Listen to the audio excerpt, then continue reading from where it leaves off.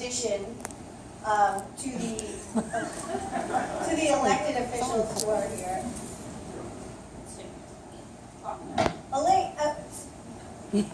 Monica Medeiros, the Alderman at Large from Melrose. I can hold the balloon.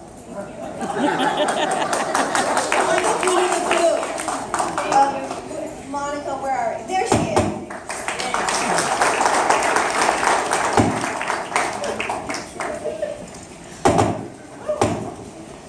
So I have the great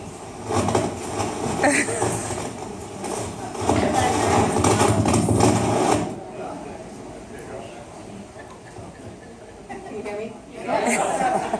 So I have the great pleasure of introducing Ann Manning Martin. I'm not used to the Martin part, but I know.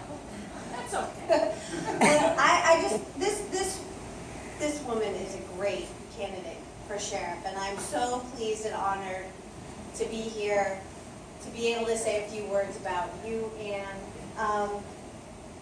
The first time I met Ann was when my husband was campaigning the first time, and we met at a fundraiser at Dennis Leonard's house. He's back there, most extraordinaire. And someone said to me, "Have you met Ann Manning?" And I said, "No, who's Ann Manning?" And they introduced me to the counselor at large, and I was completely blown away. This is somebody who's got it going on.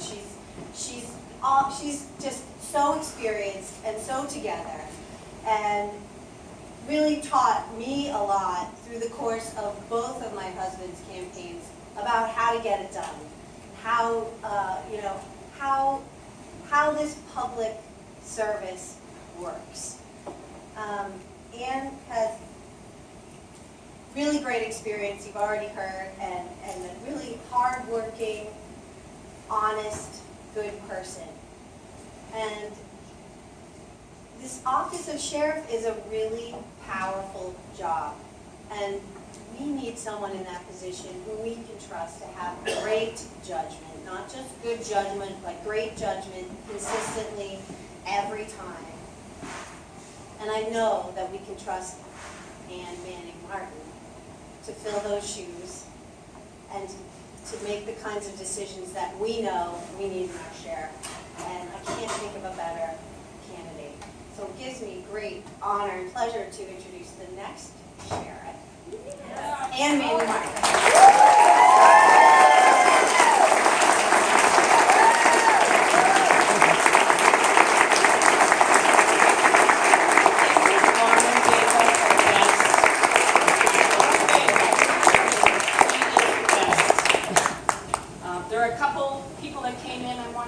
Acknowledge my friend Dave Gravel, Counselor at Large in the City of PG. My other good friend John McCarthy Jr., State Committee Man. And my campaign treasurer. And also, if I could, Sheriff Cousins, would you like to come up and say a few words? It is your job. No one can speak better about it than you.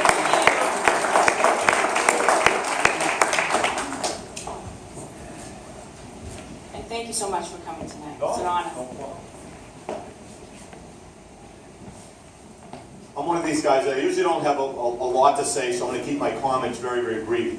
But I was just talking with Pam over there, Pam did a great job on the parole board, and we were talking about the important qualities of what we're going to be looking for in our next sheriff. And one of the things that I think is very, very important, and I've had a couple of conversations with Ann about that, and it's to challenge the status quo and to really understand the importance of the position of sheriff and what is really required of the leader that has good vision, strong values, and is honest, and really wants to continue to move what we've done in the Sheriff's Department over the last 20 years forward. And I've had a couple of those discussions with Ann. She's really, as Paul has talked about, she has the background, she has the drive, but most importantly, she has the vision, she has the values, and as I said, she understands the mission of the department and what we're trying to accomplish and what kind of a leader she is going to be able to move the department forward.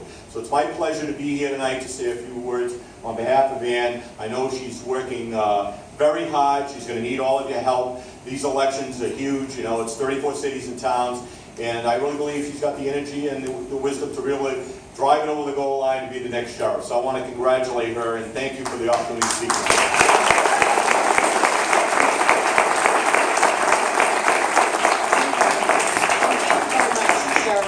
And he has been wonderful to me. We've met 3 or 4 times since his announcement, and he's offered me advice, data, statistics, and whenever I call, he makes himself available to me. So that's, that says a lot about somebody. So I thank you very much, Sherrif. And just a quick comment to my friend Lauren. It means an awful lot to me that you're here tonight, because we all know that your family suffered a loss recently. So our condolences, and the fact that you're here this evening really means a lot to me. You are a good friend. Thank you.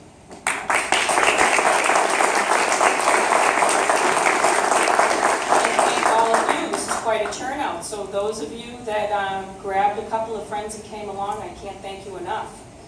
I'd also like to thank Kowloon's for always putting together a great spread.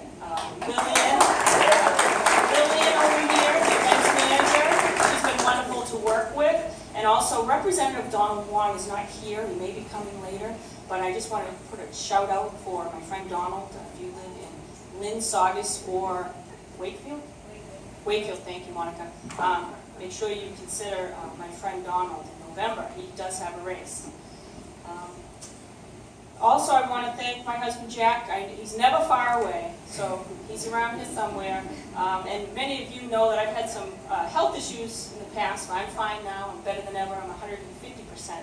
I did fine. I had cancer, and I had a little paralysis problem there, but now I'm cancer-free, and I can walk.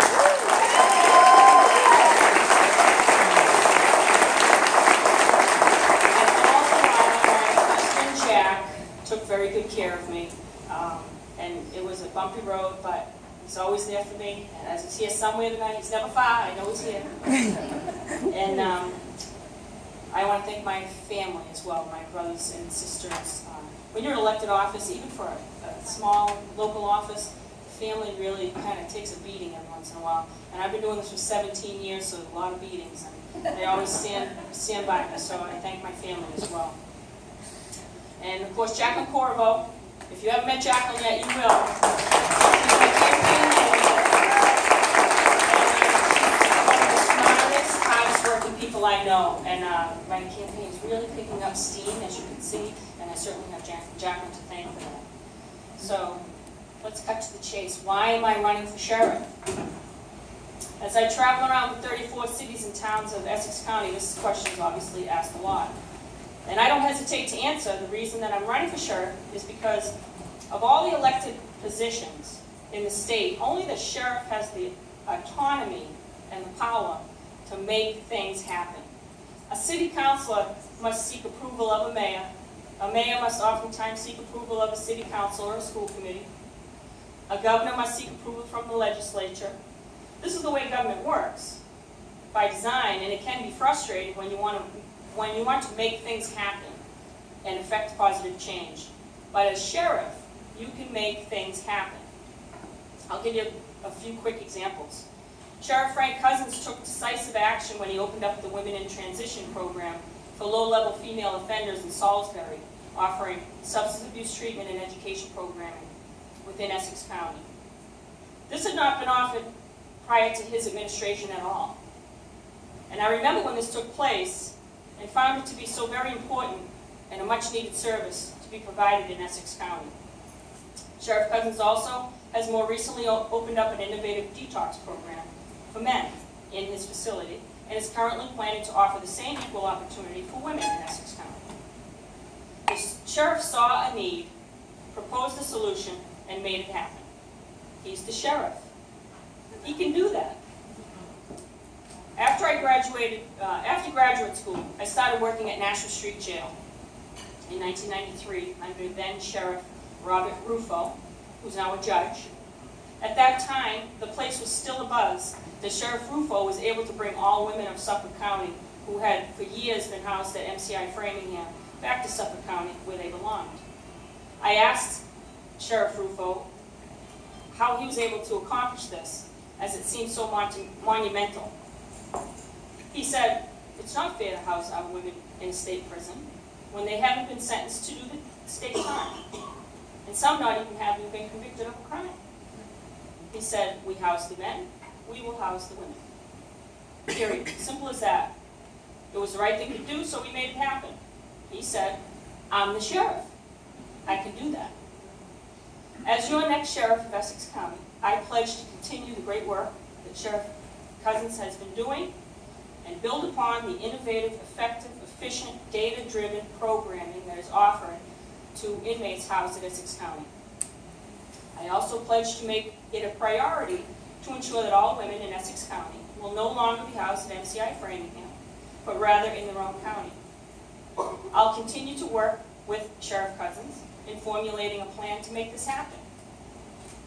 I'll do this because it's the right thing to do. I can make it happen. I'll be the sheriff. I can do that.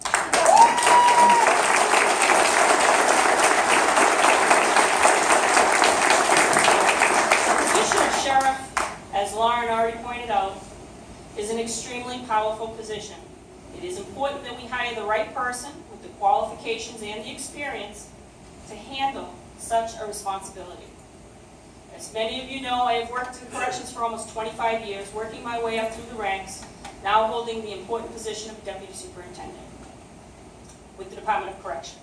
I started off as a caseworker, then an HIV coordinator, a classification supervisor, a re-entry supervisor, and then a director of treatment.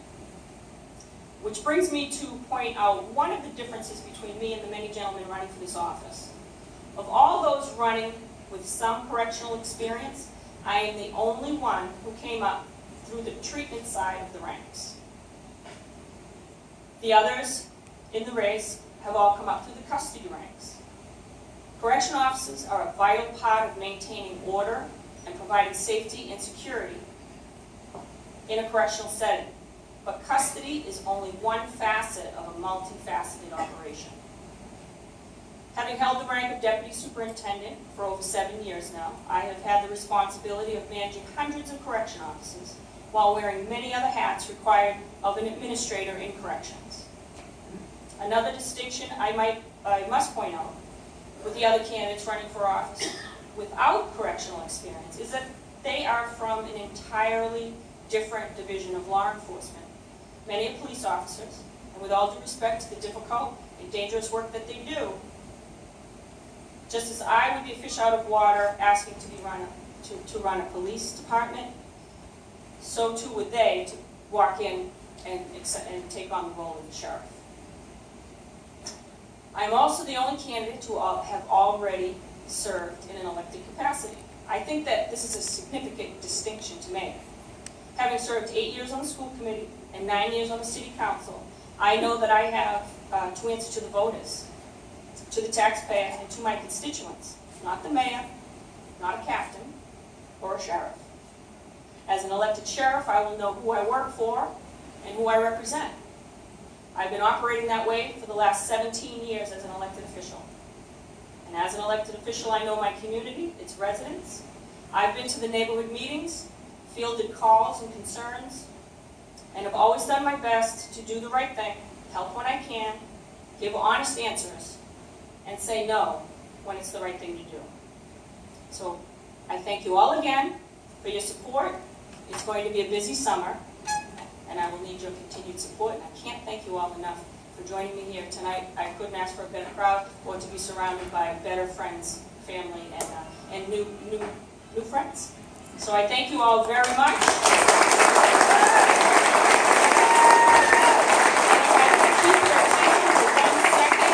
Jacqueline Corvo has a couple of public service announcements to make.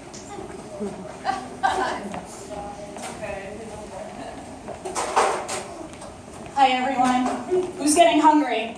I promise I'm the last one and I'll make it really fast. Hello? Did I break it? No. So Anne's kind of in a tough spot when it comes to asking for money. As a public employee, it's actually illegal for her to solicit donations. So that's why I'm here. I'm not afraid to ask for your money, but in all seriousness, we have 34 cities and towns to cover, and for all the reasons that you just heard, it is so important that we get Anne's message out to every single voter. That's going to come out on Thursday, September 8th. It's a Thursday this year. On another note, we do have lots of lawn signs, and if you do want some, please sign into that sheet. Just put your name down so we know who took them. And we also have bumper stickers, so go bumper sticker crazy and stick them on everyone's car that you know. Thank you so much, and enjoy all the delicious food.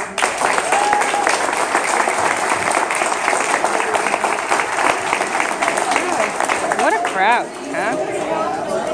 Wow. It's got a big crowd, huh? Why? I think it's because of Labor Day.